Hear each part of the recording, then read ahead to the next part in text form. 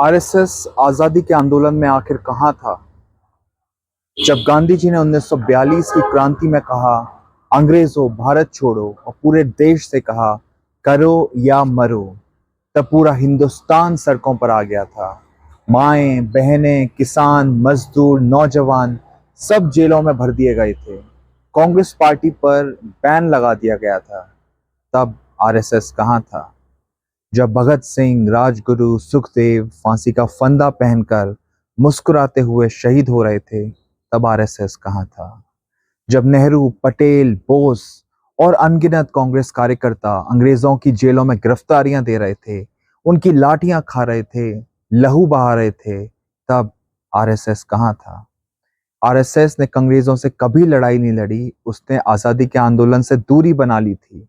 उसने अंग्रेजी हुकूमत के साथ में समझौते कर लिए थे और उसके लोग अंग्रेजों से पेंशन ले रहे थे और माफीनामे लिख रहे थे। और आज़ादी के बाद भी हमारे राष्ट्रीय ध्वज, तिरंगे को और बाबा साहब के बनाए गए संविधान को मानने से इनकार कर दिया था।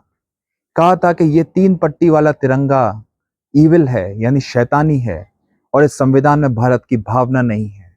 आरएसएस से जुड़े हुए लोगों ने गांधी की हत्या की थी।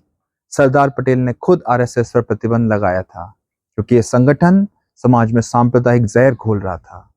और आज इतने सालों बाद भी वही संगठन संविधान बदलने की बातें करता है, वही संगठन समाज को बांटता है, और वही संगठन नफरत फैलाता है। क्या ऐसे संगठन के सम्मान में भारत सरकार द्वारा डाक टिकट और सिक्का जारी करना हमारी वीरांगनाएं और शहीदों के बलिदान का सम्मान है? नहीं, यह हमारे स्वतंत्रता संग्राम का और हमारे संविधान का सबसे बड़ा अपमान है।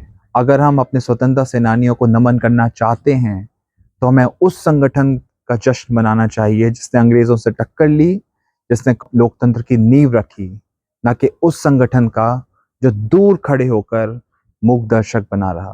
धन्यवाद।